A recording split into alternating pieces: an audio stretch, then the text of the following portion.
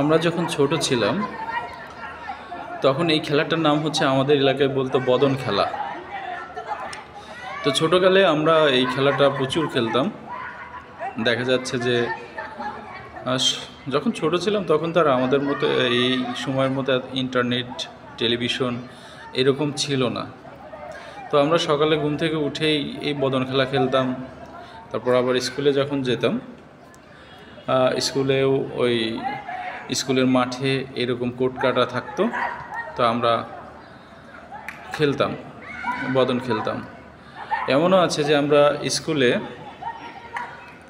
হচ্ছে আপনার ছেলে মেয়ে ভাগ হয়ে এই বদন খেলা খেলতাম। তো অনেক সময় প্রতিযোগিতা আকারেও এই বদন খেলা খেলতাম।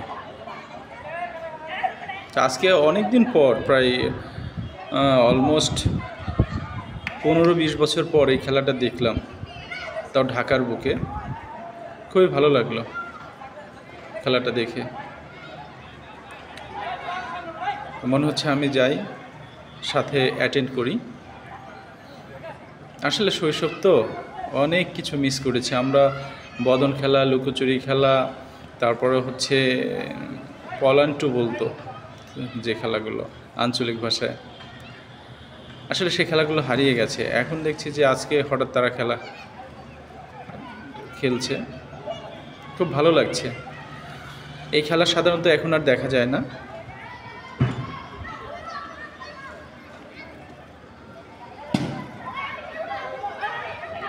যাক, ভালো লাগছে এই খেলাগুলো।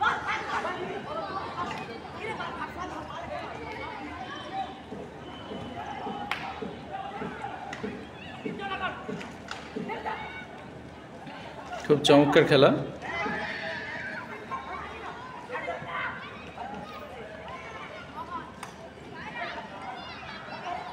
মানে যাকে ছুঁয়ে দিবে সে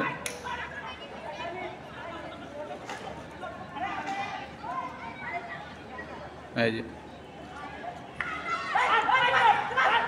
মানে পুরো ঘর ঘুরে আসতে হবে। ঘুরে এসে যে ঘর থেকে বের হয়েছে ওই ঘরে ঢুকতে পারলেই তারা একখান দিবে, মানে স্কোর 1 হবে। আর যারা দাঁড়িয়েছে ছোঁয়ার জন্য ওরা হচ্ছে প্রতিপক্ষ। বাহ, মাশাল্লাহ।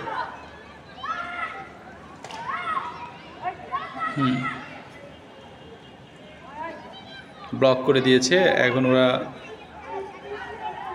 সারাশি, এই যে লাল গেঞ্জি ও হচ্ছে সারাশি। ও একদম এই পাশ থেকে ওই পাশ পর্যন্ত যেতে পারবে, মানে এই মাথা থেকে ওই মাথা পর্যন্ত যেতে পারবে। মনে হয় ছোঁয়া গেছে। এই খেলায় একটু কাই আছে, মানে আঞ্চলিক ভাষায় কাই বলে, মানে ঝগড়া আছে।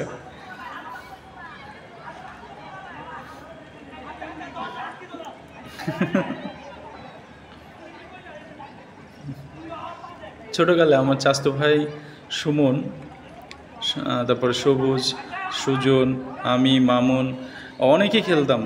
মানে আমাদের গ্রুপটাই ছিল বদন খেলা, পলান্টু, আদার্স অনেক কিছু। রাত 2টায় উঠেও আমি, সুমন হচ্ছে আপনার দৌড় পারতাম রাস্তায়, আর সুযোগ পাইলেই পরের গাছে আম চুরি করতাম। মধুর শৈশব ছিল। এখন পারি না। অন্যের কাছে অন্য কোনো কাজ করতাম না, মানে বড় কারো ক্ষতি করতাম না। এই মুরগি চুরি বা ওই কি বলে ডাব চুরি, পেঁপে চুরি, এগুলো করতাম না। আমি আর সুমন এই কাজটা করতাম যে ঘুম আসতেছে না, চল ভাই রাস্তায় গিয়ে দৌড়াদৌড়ি করি। তো দৌড়াদৌড়ি করতাম, আম সিজনে শুধু আম চুরি করতাম, এবং সেই আম বাসায় নিয়ে আসার সাহস হতো না, কারণ আব্বু আম্মু ধরে মার দিত। তো কী করতাম, প্রতিবেশী হিন্দুরা আছে, ওরা সুন্দর টক বানাতে পারতো, তো ওদের কাছে দিয়ে দিতাম যে দিদি এই আমগুলো নেন। ওরা আমগুলো নিয়ে সুন্দর করে টক বানিয়ে আমাদের দিয়ে দিত, আমরা খেতাম। আহারি শৈশব মিস করছি। তো আজকে এই বদন খেলা দেখে মনে পড়ে গেল সেই ছোট্টবেলার কথাগুলো।